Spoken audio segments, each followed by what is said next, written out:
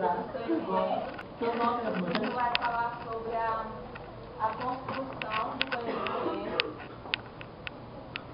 Meu nome é Maria Edna e eu estou aqui me representando e representando Solane, viu? Que é a nossa companheira de grupo, que não está presente porque está se casando hoje, viu, gente? Então, desculpem e considerem. Está no direito dela. Com certeza. Bom, o nosso trabalho, eu até pedi aos professores para que a gente apresentasse logo após o trabalho da turma do Leandro, porque nós precisamos mostrar o contraste das diferenças.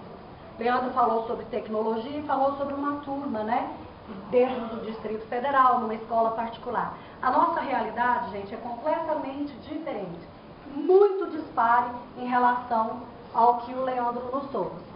Então, o nosso grupo, como ele falou, está desenvolvendo o que é relacionado à construção do conhecimento em arte e educação.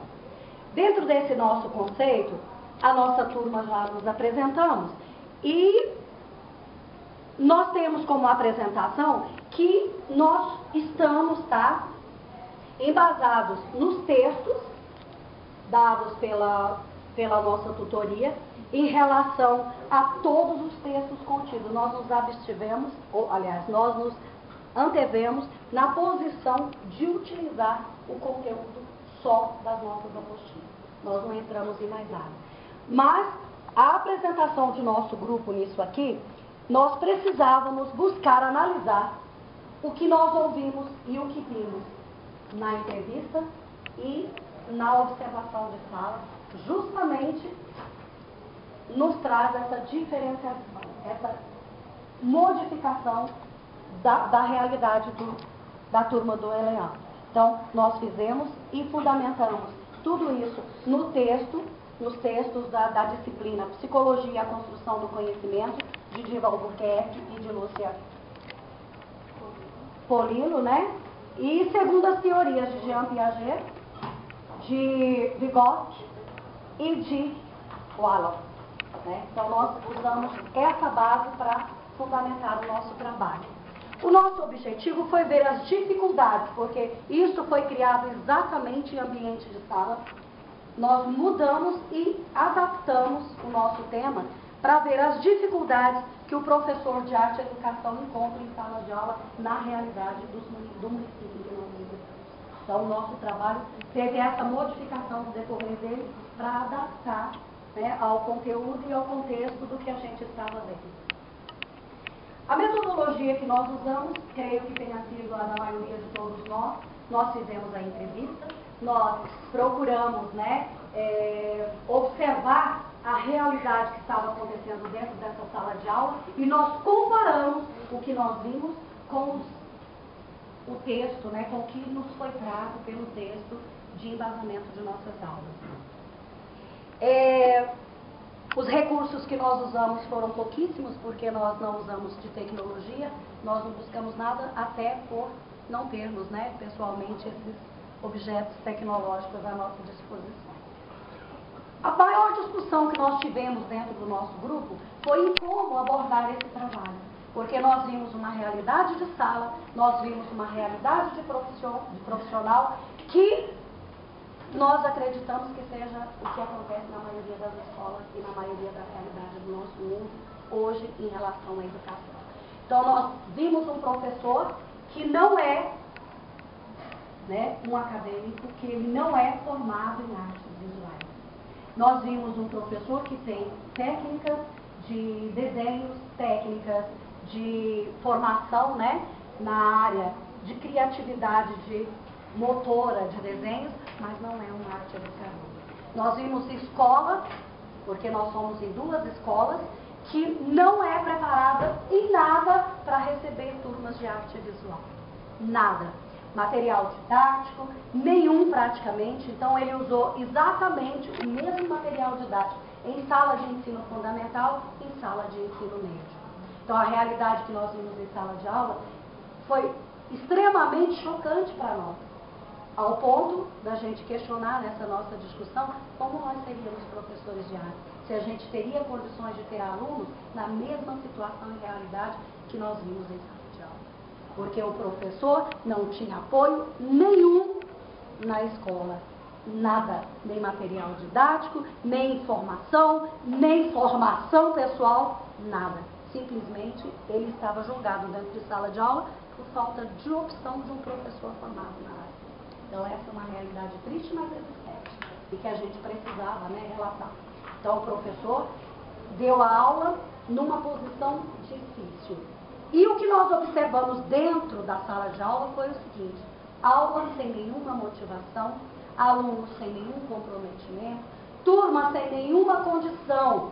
A sala não tinha condição de aula de arte nenhuma. E a aula simplesmente foi um desastre. Notamos que os alunos do 9º ano ainda se comprometeram, ainda se envolveram em parte. Muito frio, muito distante, muito sem conexão e sem produtividade. Mas se comportaram dentro da sala de aula.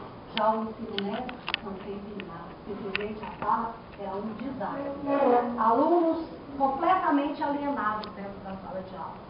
O que o professor trouxe, que era técnica, que foi o que eu vi, que ele passou, foi técnica, mas não tinha envolvimento nenhum. Então, esse foi uma das realidades dele, pior que nós notamos. E isso nos leva, inclusive, à conclusão que tiramos, tá? Embasados, logicamente, né, em tudo que nos foi dito, mas pego bem aí. Então, a gente ficou assim. O nosso trabalho, no geral, teve conclusões, nossa para o que nós estudamos, mas com o que nós vimos, praticamente nada. Porque não estava sendo usado dentro dessa sala de aula nenhum embasamento daquilo que nós tivemos até agora. Infelizmente não tem.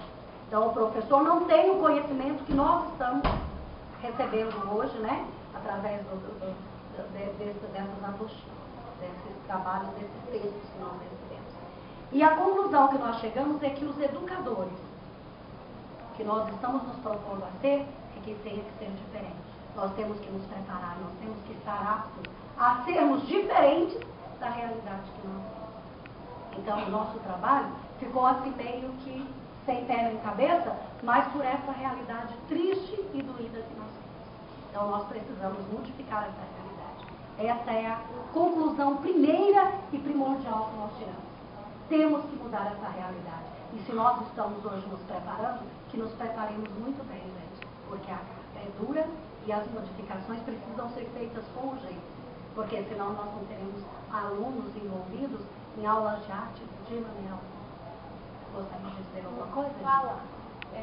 Nessa primeira escola do Castelo Branco, tinha 2 alunos de inclusão. E o tratamento que eles recebiam era igual aos demais. Não tinha diferenciação. Você acha que tinha que ter uma diferenciação? Perfeito, porque eles tinham mais dificuldade no traço, né, na desenvoltura, porque inclusive são de 32 anos e estão estudando há muito tempo. Porque lá na escola onde a gente também fez a pesquisa, a turma tem 10 alunos de adequação.